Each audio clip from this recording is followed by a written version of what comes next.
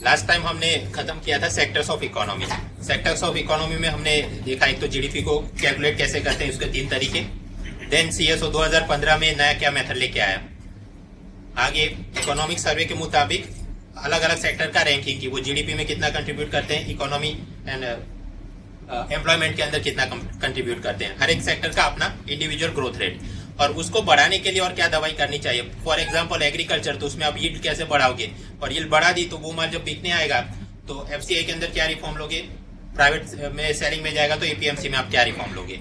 आगे बात manufacturing and service sector के अंदर, particularly this industrial policy of 1991, तो उसके हिसाब से 3 ऐसी चीजें हैं जहां पे they are only reserved for the public sector. कौन सी? Atomic minerals, atomic energy and railways, right. फिर कुछ सेक्टर ऐसे जहां पे लाइसेंस लेके आप काम शुरू कर सकते हो, फैक्ट्री बना सकते हो। फॉर एग्जांपल शाहरुखान मतलब दारू, शमी कपूर तंबाकू, then defence and aerospace equipment, industrial explosives, hazardous chemicals, और एक अगरबत्ती मतलब स्मॉल स्केल एसएसआई के लिए जो आइटम्स रिजर्व हैं वहां पर बड़ी कंपनी आना चाहती है, then they also need to get a licence. और ये सारे लाइसेंस का काम कौन देखता है? DIPP, जो कि कॉमर्स मिनिस्ट्री के अंदर आता है। फिर मैन्युफैक्चरिंग एंड आईटी पॉलिसी, उसके 4 पिलर्स क्या बारे थे हमने देख लिया। एमएसएमई इंडस्ट्री रिलेटेड क्लासिफिकेशन, और उनको बढ़ावा देने के लिए बजट में नया क्या लेके आए। फर्स्ट थिंग वाज मुद्रा बैंक। अब मुद्रा वो स्वयं एक बैंक नहीं है, राइट। वो केवल काम करेगी कि जो माइक्रो फाइनेंस संस्थाएं एमएसएमई की मदद करती हैं उन को कंट्रोल करना है, रिफाइनेंस करना है, रेटिंग करना है, दोज इश्यूज। और उसमें क्या खामियां है हमने देखा। अटल इनोवेशन के लिए, सेतु स्टार्टअप कंपनी के लिए, तो ये अटल और सेतु के नाम पे नीति आयोग को कुछ करोड़ रुपए दे दिए गए हैं, वो काम देखेंगे। आगे कॉर्पोरेट सेक्टर को मदद करवाने के लिए factory and labour reform, second companies act 2013, उस हिसाब से क्या प्रावधान वगैरह थे देखा। लास्ट लेक्चर में मिले थे तो make in India, skill India, उसके रिलेटेड बात। फर्स्ट, स्किल इंडिया क्यों लाना है? 3 मेन रीजन। पहला तो ये कि डेमोग्राफिक डिविडेंड को रीप करना है, सेकंड डिस्गाइज्ड अनएम्प्लॉयमेंट को कम करवाना है, थर्ड मेक इन इंडिया को प्रमोट करना है। Then also you require skill man power, उसके लिए स्किल लाना जरूरी है। आप कैसे लाओगे? तो सर के ऊपर बैठा है स्किल इंडिया, और उसके नीचे 3 चीजें। एक लड़का, एक हाथ में उसकी किताब है, दूसरे हाथ में पैसे, मतलब प्रधानमंत्री कौशल विकास योजना। आप परीक्षा दो, 8,000 या उससे ज्यादा रुपए आपको मिलेंगे, लोन मिलेगा, वो सारी बातें। सेकंड, दीनदयाल मतलब आमिर खान, एक ग्रामीण इलाकों के लिए, एक शहरी इलाकों के लिए, उन सबको कौशल दिया जाएगा। थर्ड, माइनॉरिटीज, नई मंजिल और उस्ताद। उस्ताद इसलिए उनकी ट्रेडिशनल हैंडीक्राफ्ट वगैरह को प्रमोट करना है। नई मंजिल ताकि मदरसा से पास आउट हुए लोग, उनको और स्किल वगैरह दे दिया जाए, so they can enter in the main stream job industry. फिर make in India, make in India के नाम पे 5 पिलर में क्या रिफॉर्म्स लेने हैं आप? प्रोसीजर को सिंप्लीफाई करोगे, आईपीआर को प्रोटेक्ट करोगे, 30 सेक्टर पे फोकस करोगे, इंफ्रास्ट्रक्चर एंड उसमें डेवलपमेंट, और कुछ नए क्षेत्रों को ओपन करोगे। फॉर एग्जांपल डिफेंस है, रेलवेज है, इंश्योरेंस है, उन सब पे कुछ दवाइयां करनी है। आगे मेक इन इंडिया में क्या खामियां हैं, स्किल इंडिया में क्या खामियां हैं, वो बातें करी थी कि कोई भी देश अगर आगे बढ़ना चाहते, इट हैज 3 वेज। एक तो जियोलॉजी मतलब अपना एनर्जी मिनरल एक्सट्रैक्ट करके कुछ काम करे, सेकंड जियोग्राफी की टूरिज्म प्रमोट करके आगे बढ़ जाए, थर्ड वाज जीन्स मतलब लो स्किल मैन्युफैक्चरिंग इंडस्ट्री के नाम पे आप उसे प्रमोट करिए और आगे बढ़िए। मेक इन इंडिया में खामियां ये निकाली गई कि अब तुरंत ही high technology intensive industry, for example aviation, biotechnology, वहां पर जाना है, but you don't have the skill world power, तो वो कैसे समस्या ला सकता है, और उसके लिए क्या पॉलिसी इंटरवेंशन जरूरी है, मुख्य परीक्षा इंटरव्यू पॉइंट ऑफ व्यू से वो बातें करी थी। और इन तीनों सेक्टर्स ने, एग्रीकल्चर, मैन्युफैक्चरिंग, सर्विस सेक्टर में जो भी उत्पादन हुआ, पहले साल में इतना दाम था, आज की तारीख में इतना है, तो महंगाई, इन्फ्लेशन रिलेटेड थियरी में हमने देखा Laspeyres formula, Fisher index, वो क्या है, WPI, CPI, IIP कौन कैलकुलेट करता है, कौन से बेजर में कैलकुलेट करता है, सर्वे ने क्या एनालिसिस बताया, और सम मिसलेनियस इंडेक्सेस जैसे producers pricing index, then Baltic dry index, OBICUS, annual survey of industry, ये सारी बातें। So by and large sectors of economy में जो मुझे सिखाना था for prelim point of view, mains interview point of view, वो हमने देख लिया। आगे भी डेवलपमेंट होते रहेंगे, आप हिंदू के मुताबिक अपडेट करते रहिएगा। तो मतलब अब तक 2 पिलर्स में अपनी तरफ से खत्म कर चुका हूं। First is fizzle policy, GST, all those things, and second ये सेक्टर ऑफ इकोनॉमी में जो भी पढ़ाना था। अब से हम शुरू कर रहे हैं इंटरनेशनल ट्रेड। इंटरनेशनल ट्रेड में 3 बातें कवर करनी है। इकोनॉमिक सर्वे क्या बोल के गया, बजट क्या बोल के गया, और नई फॉरेन ट्रेड पॉलिसी 2015 ये क्या बोल के गए। अब इंडिविजुअली इसने ऐसा बोला, not like that, but balance of payment को हम वापस याद करेंगे और हर एक जगह पे क्या नई दवाइयां की गई उस हिसाब से चलेंगे। वापस एक बार फॉर द पर्पस थोड़ा दिमाग में आ जाए, बैलेंस ऑफ पेमेंट क्या था, एक देश और दूसरे देश के मतलब रेसिडेंट्स एंड नॉन रेसिडेंट्स के बीच पैसों का जो भी लेन देन होता है उसका ट्रैक रिकॉर्ड रखती है उस देश की central bank, that was balance of payment. उसके दो parts, current account, capital account. Current account के अंदर वापस दो parts, visible and invisible. Visible के अंदर वो गुड्स का इंपोर्ट एक्सपोर्ट, इनविजिबल में SIT, services, income, transfer. Services तो आप समझते हो उसका इंपोर्ट एक्सपोर्ट। इनकम मतलब यहाँ पर ये एफडीआई, एफआईआई लोन के नाम पे जो पैसा आया है, जो निवेश वगैरह काम चल रहा है, तो उसके सामने प्रॉफिट, इंटरेस्ट, डिविडेंड के नाम पे बाहर पैसा जा रहा होगा। Same way if we have invested outside, तो वहां से पैसा यहाँ पे आ रहा है प्रॉफिट, इंटरेस्ट, डिविडेंड के नाम पे, तो वो इनकम पोर्शन में। एंड लास्टली ट्रांसफर, जिसमें रेमिटेंसीज, गिफ्ट, डोनेशन, ये सारी बातें। तो ये अपना था करंट अकाउंट। सामने रहता है कैपिटल अकाउंट। कैपिटल अकाउंट के अंदर एक इन्वेस्टमेंट, एफडीआई, एफआईआई, लोन के अंदर सरकार ने लोन ली हो या बाहर दी हो, sovereign loans, and commercial loan या external commercial borrowing. And lastly banking capital. फिर उसमें करंट अकाउंट कन्वर्टेबिलिटी क्या थी, कैपिटल अकाउंट कन्वर्टेबिलिटी क्या थी, कहां पे सर्वर्स, वो सारे हमने पहले बातें करी है। नेक्स्ट, अब ये सर्वे आ गया, तो सर्वे के अंदर उन्होंने कुछ डेटा वापस दिया होगा, इन सब इसी चार्ट के related numbers. Prelim point of view से कुछ फैक्ट वगैरह देखने हैं। एज सच तो आपको भी पता है, हम जितना एक्सपोर्ट करते हैं उससे ज्यादा इंपोर्ट करते हैं, तो मतलब ट्रेड डेफिसिट अपना रहता है। लेकिन पिछले सालों में जितना बड़ा ट्रेड डेफिसिट था, कंपेयर टू दैट 2014 में वो कम हो गया है। कम क्यों हुआ है? दो प्रमुख कारण हैं।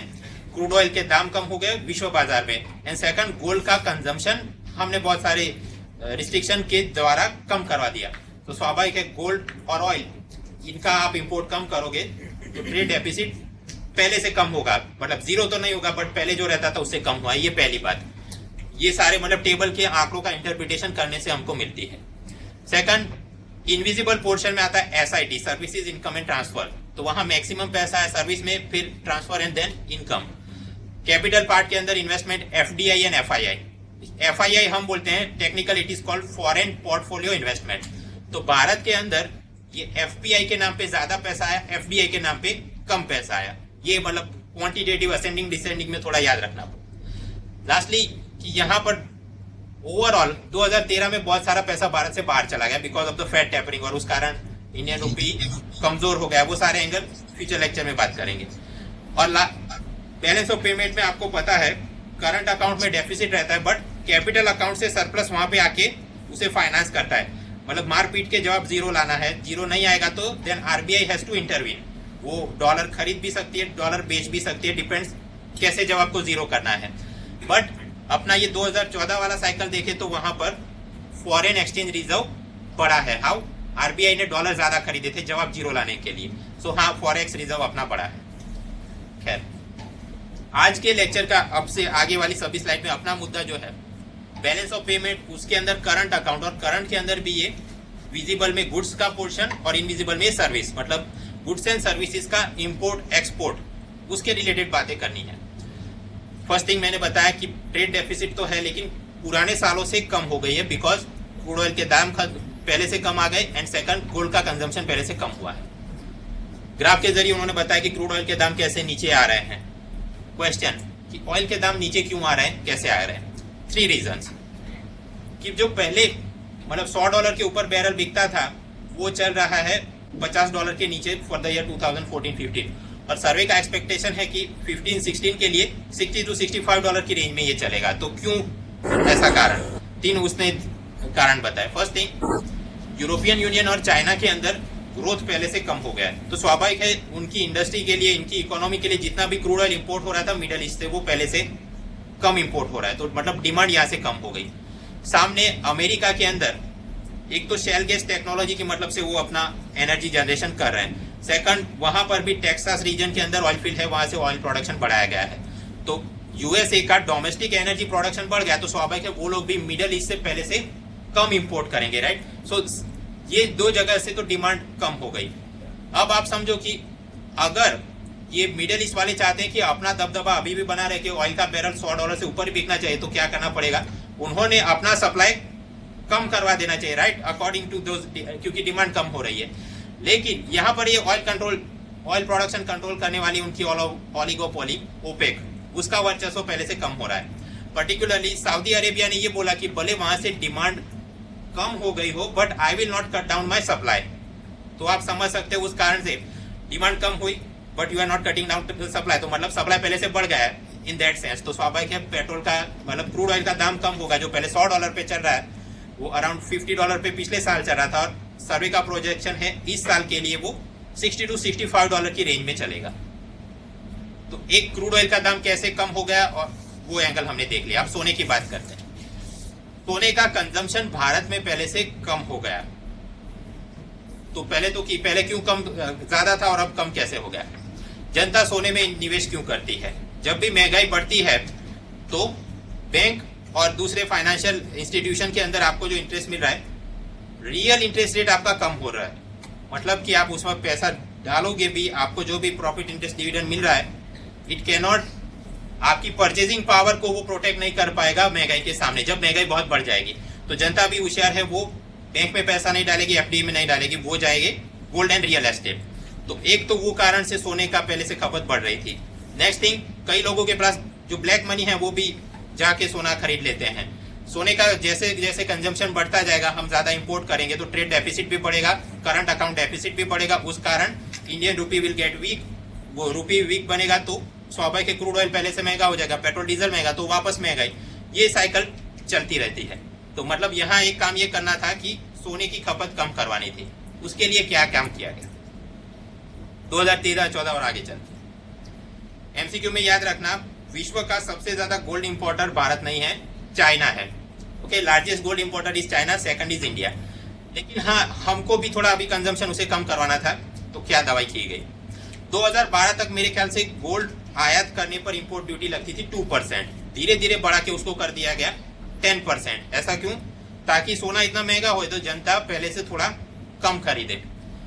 ऑल्दो उसके मिक्स रिस्पॉन्स, तो एक तो ये कि स्मगलिंग ज्यादा होने लगा, और सेकंड जो एनआरआई लोग पहले भारत से अपने लिए ज्वेलरी वगैरह खरीद के जाते थे, वो धीरे धीरे सिंगापुर, दुबई और दूसरे देशों से उन्होंने खरीदना शुरू कर दिया।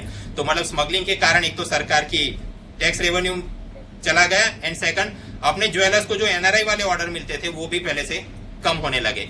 बट हाँ, ओवरऑल धीरे धीरे उसने मदद भी की होगी, इतना महंगा होने लगा सोना तो जनता ने थोड़ा कम खरीदा होगा। तो गोल्ड कंजम्पशन रिड्यूस करने के लिए क्या दवाई की गई? एक तो ये किया गया। सेकंड, आरबीआई एक नियम लेके आई जिसको बोलते हैं 80-20 रूल। मतलब जितना भी कोई कंपनी या ज्वेलर बाहर से जितना भी उसने सोना इंपोर्ट किया है, 100% किया, राइट, उसमें से 20% उसने वापस री एक्सपोर्ट करना होगा। कैसे? वो गोल्ड कॉइन बना दे, ज्वेलरी बना दे, ऐसा कुछ भी। तो 80-20 रूल आरबीआई लेके आई, ये भी इस कारण से ही ताकि धीरे धीरे कम होने लगी कंजम्पशन। आगे बात, जनता सोने के अंदर निवेश करती थी बिकॉज महंगाई से उनको अपनी इन्वेस्टमेंट को बचाना था। तो आरबीआई ने एक और मदद की, इन्फ्लेशन इंडेक्स बॉन्ड लेके आए। मतलब आप अपना पैसा सोने में नहीं, अपने ये बॉन्ड में डालो, और महंगाई जितनी भी होगी उससे 1.44% या 1.5% ज्यादा ब्याज हम आपको देंगे, right. So that was also another way to reduce this gold consumption. आगे और भी आप बोल सकते हैं, ये प्रधानमंत्री जनधन योजना, किसान विकास पत्र, right, small bank, payment bank, ये सब लाना है ताकि फाइनेंशियल इंक्लूजन बढ़े और जो गरीब लोग वहां जा रहे हैं सोना खरीदने के लिए, थोड़ा थोड़ा यहाँ पे आने लगे। एनीवेज, तो ये सारी सरकार और आरबीआई की मदद से कुछ ना कुछ काम किए गए। तो 2013 तक जो हर साल 750 टन सोना हम आयात करते थे उससे थोड़ा कम हुआ। 2014 के अंदर हार्डली 650 टन, तो पहले से 100 टन सोना मतलब कि कम कंज्यूम इंपोर्ट किया गया। तो सोने को कम कंजम्पशन कम करवाने के लिए क्या उपाय किए गए? ये सारे उपाय किए गए। और क्योंकि फिर आरबीआई को लगा कि हाँ, हम अब ठीक ठाक चल रहा है, तो नवंबर 2014 के अंदर उन्होंने ये अपना 80-20 रूल उसको खत्म कर दिया। अब आप जो सोना बाहर से लाते हो, इट इज नॉट नेसेसरी कि उसका 20% आपको वापस री एक्सपोर्ट करता है, नो। ठीक, तो बजट में नया क्या लेके आए? कस्टम ड्यूटी मैंने बताया कि 10% कर दी थी, तो उसे बढ़ाया भी नहीं, कम भी नहीं किया, उतना ही रखा। 80-20 रूल वो तो मैंने बताया कि नवंबर में आरबीआई ने खत्म करवा दिया। इन्फ्लेशन इंडेक्स बॉन्ड वो पिछले साल चालू किए, चल रहे हैं। बजट 2015 में 3 नई चीज लेके आए, sovereign gold bond, monetisation of gold scheme, and third, Ashok Chakra के सिंबल के साथ हम अपने गोल्ड कॉइन शुरू करेंगे। तो ये 3 स्कीम के कुछ फीचर देख लेते हैं। एज सच भारत के अंदर ही 20,000 टन से ज्यादा सोना पड़ा है, but as a dead weight asset locker के अंदर रख दिया होगा, वो मंदिरों के तहखानों के अंदर सुरक्षित है। तो सोना तो अपने पास बहुत है, कोई ऐसा जुगाड़ करना पड़ेगा ताकि वो सोना वापस सर्कुलेट हो जाए, राइट? उसका ज्वेलर कुछ बनाए, कुछ एक्सपोर्ट करे, कुछ भी। तो मतलब we have to get this gold monetise. उसके लिए पहले भी स्कीम चल रही थी, gold deposit scheme, gold loan scheme. Basic फंडा ये था, आप अपना सोना बैंक में जमा कराओ, they will get it melted और किसी ज्वेलर को दिया जाएगा और सामने आपको इंटरेस्ट मिलता रहेगा। तो पुरानी जो स्कीम चल रही थी उनको खत्म करके, कंबाइन करके नई स्कीम लाई गई, gold monetisation scheme. Gold monetisation scheme का फंडा क्या है? आप अपना सोना, मतलब व्यक्ति, संस्थान, इवन बैंक के पास अपना होगा, दूसरे कोई एनबीएफसी, इवन मंदिर भी चाहे तो वो सब लोग अपना सोना जमा कराए, राइट? जो भी डेजिग्नेटेड बैंक्स रहेंगी, वो बैंक उस सोने को मेल्ट करके ज्वेलर को दे दिया जाएगा और आपको सामने ब्याज मिलता रहेगा। So depositors will earn gold interest and सामने ज्वेलर्स उस पर गोल्ड लोन मिलती रहेगी। उसके एग्जैक्ट फीचर क्या रहेंगे? मतलब कि आपको ब्याज मिलेगा तो ब्याज के नाम पे रुपए देंगे या उतना 10-10 ग्राम सोना और डालते जाएंगे आपके अकाउंट में, राइट? वो सारे फीचर अभी तक क्लियर नहीं है, because this is expected to launch in May. तो मई में ये बोलेंगे असल में कौन डेजिग्नेटेड बैंक है, कैसे काम करेंगे। कुछ लोगों को दिक्कत है, फॉर एग्जाम्पल मंदिर, साउथ इंडिया केरला रीजन के मंदिरों का ये बोलना है कि हम सोना क्यों जमा कराएं, because some of their artefacts वो 12-13 सदी से वो बनाए थे, वो इतने ऐसे ही they are very expensive, right? उसको मेल्ट करके सोने में बेचोगे तो उतना माल मिलेगा नहीं। तो वहां से कुछ ऑपोजिशन आ रहा है, कुछ ऐसा उसका रिलीजियस एंगल निकाल कि ये तो हमने भगवान को सोने में दान दिया था, उसको वापस ब्याज में घुमाना, दैट इज नॉट राइट। तो देखते हैं अब आगे क्या होता है। खैर, तो पहली स्कीम गोल्ड मोनेटाइजेशन वो देख लिया। Next, sovereign gold bond. ये चीज क्या है? As such sovereign bond, government security, government bond, आप फंडा समझते हो कि आप सरकार को पैसा दो, सरकार ने आपको कोई बॉन्ड दे दिया, उसके ऊपर आपको प्रिंसिपल इंटरेस्ट मिलता जाएगा। यहां पर क्या नई बात है? आप सरकार को पैसा दोगे, उस पर आपको ब्याज तो बहुत कम दिया जाएगा, हार्डली 1 to 1.5%। लेकिन जब आप वापस जाओगे, मान लो आज की तारीख में 10 ग्राम सोने का भाव चल रहा है 30,000 रुपए। सो आप लोग आओ, मैं सरकार हूं, आप मुझे 30,000 दोगे और हम ये समझेंगे कि 10 ग्राम सोने के ऊपर ये गोल्ड बॉन्ड बना है। आगे चल के मान लो 5 साल तक मैं आपको ब्याज दे रहा हूं, फिर आप जब रिडीम कराने आओ, उस वक्त बाजार में मान लो दाम चल रहा है 40,000 रुपए, so I will give you 40,000 rupees. मतलब जब आप इस बॉन्ड को रिडीम करने आओगे तो गोल्ड की फेस वैल्यू पे आपको पैसा दिया जाएगा। अभी 30,000 है, आगे चल के 50 हो जाए तो आपको 50 मिलेंगे। तो जनता ऐसा डायरेक्टली गोल्ड खरीदे, उससे बेहतर कि वो सरकार को इस प्रकार की कोई स्कीम से दे ताकि गोल्ड कंजम्पशन कम हो सके।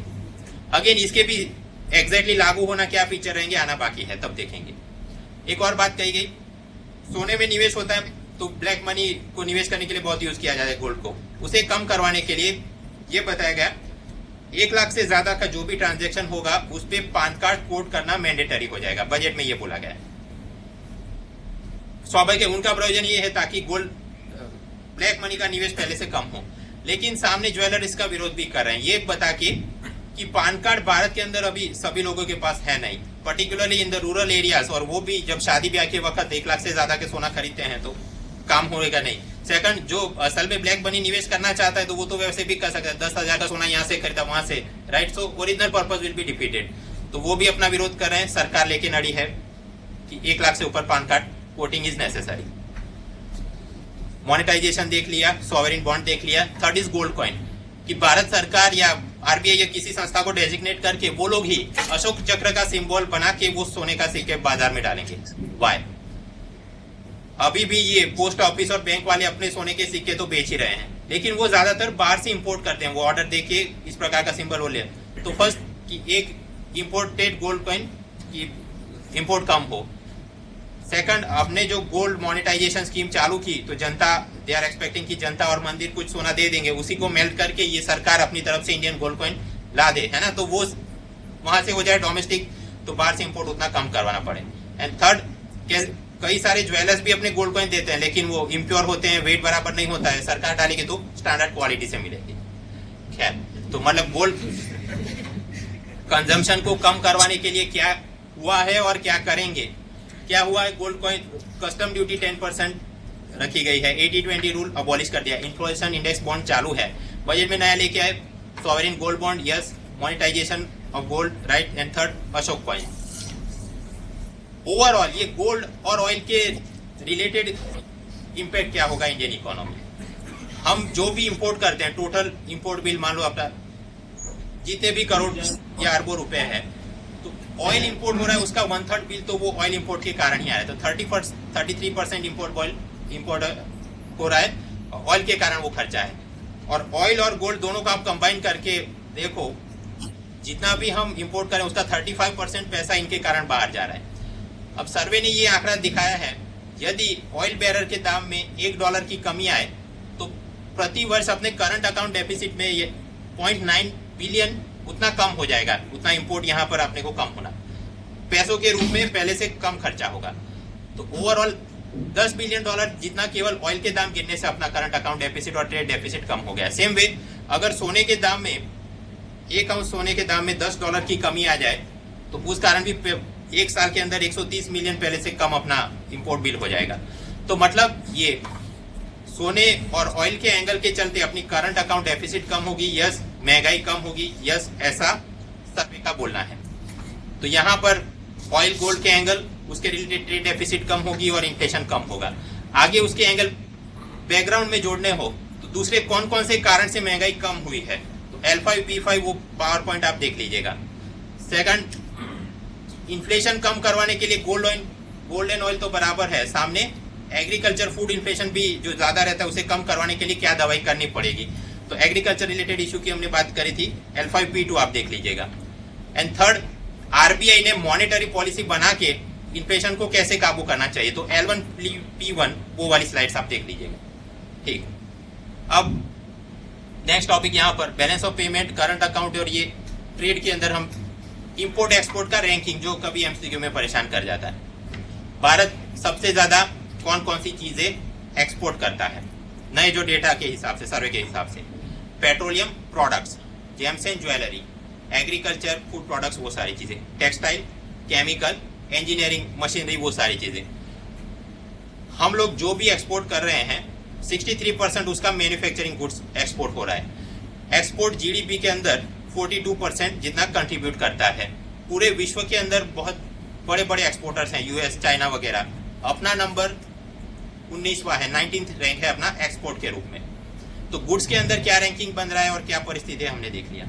सर्विसेज के अंदर हम क्या एक्सपोर्ट कर रहे हैं, सबसे ज्यादा IT services, right. Second business services, फिर ट्रैवल टूरिज्म, ट्रांसपोर्ट मतलब ये शिपिंग एविएशन के related, finance, pension, insurance services, and lastly telecom. तो ये सारी चीजें, मतलब ये सारे सर्विसेज हम एक्सपोर्ट कर रहे हैं। रैंकिंग मतलब नया ये है, कुछ असेंडिंग डिसेंडिंग में पूछा जाए तो आईटी पहले है, फिर बिजनेस, ट्रैवल, ट्रांसपोर्ट, ये सारे लोग। इंपोर्ट हम क्या चीज मैक्सिमम करते हैं, स्वाभाविक है पहला तो रहेगा क्रूड ऑयल। ऐसा मैंने बताया कि क्रूड ऑयल अपना 33% of the import bill is because of the crude oil. उसके अंदर आप कोल को भी ऐड कर दो।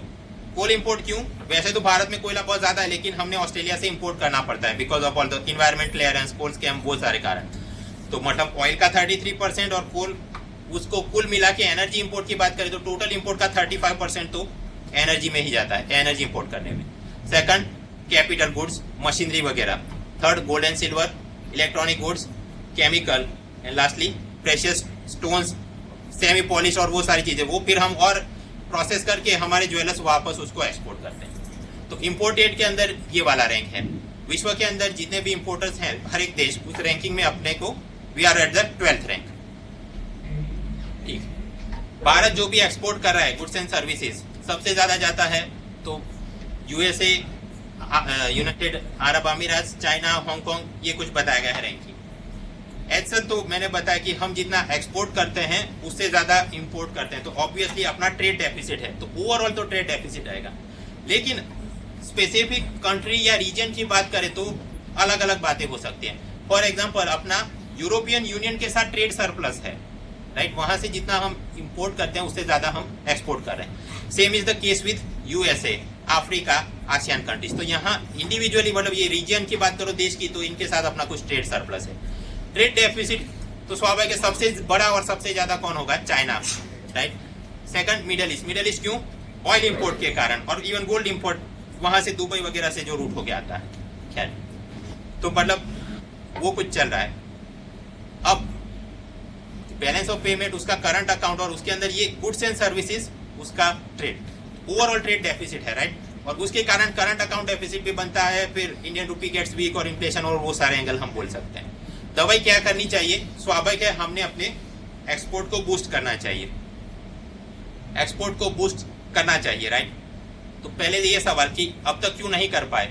3 कारण हैं, कुछ बाह्य विदेशी कारण एक्सटर्नल, सेकंड कुछ देशी अपने डोमेस्टिक कारण, और कुछ अपने लॉज, टैक्सेस, पॉलिसी ऐसी है जिस कारण एक्सपोर्ट बढ़िया हो नहीं पा रहा है। तो ये मेंस और इंटरव्यू रिलेटेड बातें, और ये सारी समस्या है। तो उसकी दवाई क्या करोगे? तो दवाई will be foreign trade policy 2015, उसके मुताबिक ये काम करेंगे। तो मेंस इंटरव्यू में उस प्रकार से जो भी जवाब हमने बनाना है। शुरू करते हैं सबसे पहले प्रॉब्लम्स, और उसके अंदर भी एक्सटर्नल प्रॉब्लम्स, विदेशी कारण। एक दो पिछले कुछ सालों में अमेरिका और यूरोपियन यूनियन के अंदर ही मंदी चल रही, तो स्वाभाविक वहां से ऑर्डर कम आएगा, अपना एक्सपोर्ट बूस्ट कैसे होगा?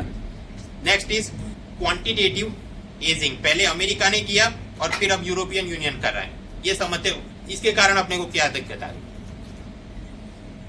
अमेरिका में आपको पता है हुआ सब प्राइम क्राइसिस, जिसके कारण उनकी पूरी इकोनॉमी कोलैप्स हो गई। उसकी दवाई निकालने के लिए अमेरिका की सेंट्रल बैंक, मतलब यूएस फेडरल रिजर्व, उन्होंने काम जो किया उसे बोलते हैं क्वांटिटेटिव एजिंग। उसके अंतर्गत उनकी बैंक्स, इन्वेस्टमेंट बैंकर, दूसरी फाइनेंशियल इंस्टीट्यूशन, उन सबको बोला आप अपने सरकारी बॉन्ड जो खरीद के रखें, और दूसरे जो भी आपकी टॉक्सिक एसेट्स हैं, वो सब प्राइम क्राइसिस के चलते मॉर्गेज बैक सिक्योरिटीज वगैरह, वो सारी चीजें आप मुझे बेचो, सेंट्रल बैंक बोल रही है। और सामने मैं आपको क्या दूंगा? पैसा दूंगा, राइट। नया डॉलर जनरेट करके आपको मैं दूंगा। कितने दूंगा? मंथली टारगेट फिक्स किए गए थे। जैसे कि दिसंबर 2013 में टारगेट ये था कि एक महीने में, वो दिसंबर वाले महीने में, मैं आपसे $85 बिलियन का ये बॉन्ड और टॉक्सिक एसेट खरीदूंगा, और सामने आप समझो उतना यूएस फेडरल रिजर्व नए डॉलर जनरेट करके उनको दे रही है। मतलब dollar supply is getting high. उस कारण भारत के एक्सपोर्टर को क्या तकलीफ पड़ गई? डॉलर और रूपी एक्सचेंज रेट चलता है, कैसे काम होता है मैंने आपको पहले बताया था, राइट। तो आप समझो कि अमेरिका के अंदर डॉलर का सप्लाई अचानक से बढ़ गया। ओरिजिनली तो उनकी फेडरल रिजर्व ये सोच रही थी कि ये सारा पैसा अपने ही लोगों को मिलेगा, तो वो कुछ खरीदारी करेंगे, और अपनी ही सारी कंपनियों को मिलेगा, वो कुछ प्रोडक्शन करेंगे और अपनी इकोनॉमी आगे बढ़ जाएगी। लेकिन वहां के भी बैंकर्स और लोग समझदार हैं, डॉलर तो ले लिए, लेकिन सारे चाइना, इंडिया वहां पर निवेश करना शुरू कर दिया। तो मतलब पहले जो डॉलर का जो भी सप्लाई था, उससे अचानक ये क्वांटिटेटिव एजिंग आने से ज्यादा बढ़ गया। आप ये देखो, डैम के सारे फाटक खोल दिए। आप समझो कि अगर उतना ज्यादा डॉलर अमेरिका से भारत के अंदर आ रहा है, तो क्या इंपैक्ट आएगा? वो दिमाग में याद करो, सप्लाई डिमांड, या जिसका सप्लाई कम हो ज्यादा हो, स्वाभाविक है डॉलर का सप्लाई बढ़ रहा है, तो डॉलर पहले से सस्ता हो जाएगा। इन द सेंस कि जो $1 50 में बिक रहा था, फिर वो बिकना शुरू हो गया $1 ₹39। ये चला था मेरे ख्याल से 2011-12 की रेंज में। $1 मतलब डॉलर गॉट वीकर, रूपी गॉट स्ट्रॉन्गर, और स्ट्रॉन्ग रूपी is not in favour of exporter. उससे इंपोर्टर को मजा आता है, एक्सपोर्टर का नुकसान हो जाएगा, ट्रेड कंपेटिटिवनेस कम हो जाएगी। तो एक तो ये कारण रहा कि अमेरिका ने क्वांटिटेटिव एजिंग लाया, जिसके कारण इंडियन रूपी गॉट स्ट्रॉन्ग और एक्सपोर्ट्स वेर हर्ट। आगे चल के फिर उन्होंने भी, ये यूएस फेडरल रिजर्व ने धीरे धीरे ये डैम के फाटक बंद करना शुरू किया। मतलब हम जो हर महीने खरीदते थे टॉक्सिक एसेट, उससे पहले कम खरीदेंगे, तो डॉलर सप्लाई पहले से कम आएगा, राइट। तो उस प्रकार से आप ग्राफ में प्लॉट करो, डॉलर सप्लाई धीरे धीरे कम हो रहा है। जब कम होगा तो continuous reduction in it, it is called tapering. तो वो फेड टेपरिंग और वो सारे एंगल फिर देखेंगे। अब के लिए कि हाँ, वो 8 से लेके 2008 से 13 तक ये कुछ चल रहा था क्वांटिटेटिव एजिंग, और उसके कारण इंडियन रूपी गॉट स्ट्रॉन्गर और हमको नुकसान हुआ है, एक्सपोर्टर्स को नुकसान हुआ है। खैर वो तो एक, फिर आगे 2014 में उन्होंने वो गेम खत्म किया। तो अमेरिका ने खत्म किया, तब यूरोपियन यूनियन वापस आ गया कि अब हम ये गेम शुरू करेंगे, क्योंकि हमारे यहाँ भी मंदी चल रही है। तो उनकी ये यूरोपियन सेंट्रल बैंक और उसके चेयरमैन है मारियो ड्रागी, उन्होंने बोला वहां के बैंकर जनता को कि आप लोग मुझे अपने सरकारी बॉन्ड्स, प्राइवेट बॉन्ड्स दे दो, मैं आपको सामने यूरो दूंगा। यूरो को इतने दूंगा। परचेज प्रोग्राम कुछ ऐसा है कि मार्च 2015 से हर महीने 60 बिलियन यूरो पर मंथ, उतना ये खरीद रहे हैं और सामने पैसा दे रहे हैं। तो अब आप समझो euro supply is getting high. तो now Indian rupee will get strong against euro. तो फिर अपना स्वाभाविक है, यूरोपियन यूनियन में जो एक्सपोर्ट कर रहे हैं पहले से वो कम होगा, अपनी ट्रेड कंपेटिटिवनेस खराब होगी। और ये गेम चलता रहेगा सितंबर 2016 तक। तो कितना नुकसान होगा आप सोच सकते हो। BBC का चार्ट ये मैंने पहले भी आपको बताया कि ये लोग ऐसा क्वांटिटेटिव ईजिंग करते क्यों हैं। सेंट्रल बैंक दूसरों से टॉक्सिक एसेट्स सरकारी बॉन्ड खरीदती है ताकि मनी सप्लाई बढ़े तो बैंक वाले अपना इंटरेस्ट रेट कुछ कम करे, जनता को लोन में पैसा ले, कंपनी वाले लोन में पैसा ले, डिमांड बढ़े, प्रोडक्शन बढ़े और इकोनॉमी वापस रिकवरी में आए। तो ये क्वांटिटेटिव ईजिंग वो अपना खुद का फायदा करवाने चाहते हैं और उस कारण डेवलपिंग कंट्रीज के currency gets appreciated, currency get strong और हमारे एक्सपोर्टर्स को नुकसान हो रहा है। ये एंगल की बात रघुराम राजन ने भी बताई है। फॉरेन ट्रेड पॉलिसी में भी ये कंसर्न दिखाया गया, ये एक अपनी बड़ी समस्या है, right. So quantitative easing in US and EU, because of that rupee got strong and it is bad for export. आगे ये यूएसए और यूरोपियन यूनियन ये आपस में ट्रांस एटलांटिक पार्टनरशिप करना है, फिर यूएसए को अपना ट्रांस पैसिफिक पार्टनरशिप, तो वो अपने अपने कुछ ब्लॉक बना देंगे, उस कारण भी अपने एक्सपोर्टेड गुड्स को, सर्विसेज को वहां पे एंटर होने में समस्या आ सकती है। तो एक्सटर्नल में दो बड़ी बात, एक तो रूपी गेट्स स्ट्रॉन्ग एंड सेकंड कि ये अपने आपस में ट्रेड एग्रीमेंट करके हमको बाहर रखना चाहते हैं। अब कुछ डोमेस्टिक रीजन, देशी कारण क्या है। भारत के अंदर पिछले कई सालों में महंगाई बहुत ज्यादा थी। अब महंगाई बहुत ज्यादा थी, स्वाभाविक है raw material cost will be high. तो एक्सपोर्टर जब भी एक्सपोर्ट करेगा compare to China, Australia, XYZ country, price wise हम विश्व बाजार में कम्पीट नहीं कर पा रहे थे। मतलब पिछले सालों में ये तकलीफ रही थी। अब तो महंगाई धीरे धीरे खैर कम आ रही है, तो वी कैन होप कि वापस कुछ पकड़ेगा। Second, infrastructure bottleneck. आपने बहुत बढ़िया बासमती चावल या चाय बना दी, लेकिन उसे हाईवे के जरिए पोर्ट में पहुंचाना है, वहां से क्लियरेंस लेके आगे एक्सपोर्ट करना है, वो पूरा काम बढ़िया नहीं है। सर्विस सेक्टर में अपना दबदबा है, लेकिन सिलेक्टेड रीजन में ही इंटरनेट पेनिट्रेशन बढ़िया है। बाकी के गांव कस्बों के अंदर इंटरनेट नहीं है, इंटरनेट है तो इलेक्ट्रिसिटी नहीं है। उस कारण से सर्विस सेक्टर जितना आगे बढ़ना चाहिए वो काम हो नहीं पा रहा है। Same way water gas related issues. राज्य सरकार एक्सपोर्ट के मामले में दे आर वेरी पैसिव। वो ये सोचते हैं कि केंद्र सरकार कुछ पैसा दे दे और उससे कुछ चलाते रहे हम लोग। एज सच राज्य सरकार अपनी जेब से कुछ भी मदद के लिए पैसा देते हैं, किसको? एग्रीकल्चर फार्मर्स को, एंड सेकंड दूसरे ऐसे small labourers, right, textile workers, उनकी मदद के। वाई? क्योंकि उनका वोट बैंक ज्यादा है। एक्सपोर्टर भी हर एक राज्य में होंगे और उनको भी कुछ नुकसान हो रहा है, बट 3 एक्सपोर्टर आत्महत्या कर, it is not a news की ये लोग आके कुछ नई स्कीम चालू करते हैं या कोई रिलीफ पैकेज रिलीज करते हैं। आगे एक्सपोर्ट बढ़ाना है, दो बातें हो सकती है, या तो आप स्विट्जरलैंड, जर्मनी, जापान, इनसे भी बढ़िया क्वालिटी का माल बनाओ तो फर्स्ट वर्ल्ड में एंट्री हो पाए, या तो आप चाइना से सस्ता माल बनाओ तो थर्ड वर्ल्ड में एंट्री हो पाए। भारत कर ये रहा है, चाइना से महंगे दामों में चाइना से खराब क्वालिटी वाला माल, बाय एंड लार्ज अपना ये भारत का इंप्रेशन है। उसे खत्म करवाने के लिए ब्रांडिंग, प्रमोशन, ये सारी चीजें करनी पड़ेगी। और नरेंद्र मोदी जो बोलते हैं जीरो डिफेक्ट, उस प्रकार के प्रोडक्ट पे फोकस होना चाहिए। तो ये अपना है नहीं, अब इतने सालों तक वो एक्सपोर्ट को नुकसान कर गया। तो मतलब एक्सटर्नल देख लिए, डोमेस्टिक देख लिए, some other laws and tax related issues. Goods and services tax लाने की बात 2009 से चल रही थी। अगर वो लाते तो उस कारण पूरी इकोनॉमी को क्या फायदा होता और एक्सपोर्ट कैसे प्रमोट होते, तो वो तो काफी समय तक डिले किया गया। और अब भी 1 अप्रैल 2016 जाके लाना है, तो ये भी एक कारण हुआ, वरना ये जल्दी आ जाता तो एक्सपोर्ट बढ़ जाते अपने। सेकंड, इंपोर्टेड रॉ मटेरियल पे हम बहुत ज्यादा टैक्स लगाते हैं, अगर वो थोड़ा कम किया जाए तो अपना उस रॉ मटेरियल को यूज करके कुछ बना दिया and we could export it. इसके लिए बजट 2015 में मैंने आपको बताया था कि हाँ, ज्यादातर इंपोर्टेड रॉ मटेरियल में पहले से इंपोर्ट ड्यूटी, कस्टम ड्यूटी कम की गई है। टैक्स टेररिज्म के नाम पे मतलब ये वोडाफोन, नोकिया, उन सबको ये वाला टैक्स दो, ये वगैरह करके परेशान किया जा रहा था। FDI में भी बहुत सारे रिस्ट्रिक्शन, तो उस कारण से बाहर की कंपनियां मेक इन इंडिया में अब तक धीरे धीरे आना शुरू करेंगी, तब जाके कुछ एक्सपोर्ट बढ़ सकता है, वी कैन होप। अपने industrial and labour laws they are very outdated, वो कैसे इंस्पेक्टर राज, ब्राइबरी को प्रमोट करते हैं, प्रॉब्लम्स हमने देखे। एग्रीकल्चर अच्छा खासा प्रोड्यूस हो जाता है, लेकिन उसे एक्सपोर्ट करने के लिए अपनी एक्सपोर्ट पॉलिसी ठीक नहीं है। आज जाओ सब कुछ एक्सपोर्ट करो, कल मीडिया ने न्यूज बना दिया कि भाई ये ऑनियन और पोटेटोज के दाम बढ़े तो अचानक से एक्सपोर्ट बंद करवा दो। Stable export policy is missing. और मान लो कुछ हमने इंपोर्ट करा है, कस्टम ड्यूटी बनना है, एक्सपोर्ट करा है तो भी कस्टम ड्यूटी बना है, हाउ एक्सपोर्ट हो रहा है। तो मान लो 10 रुपए ही कस्टम ड्यूटी भरनी हो तो फिर भी ये वाला फॉर्म भरो, इसकी 3 जेरोक्स लेके आओ, फिर 3 दिनों तक आप वही दिमाग में रहे। टाइम वैल्यू ऑफ मनी आप हर एक व्यक्ति की, बिजनेसमैन की निकालो तो transaction cost is very high.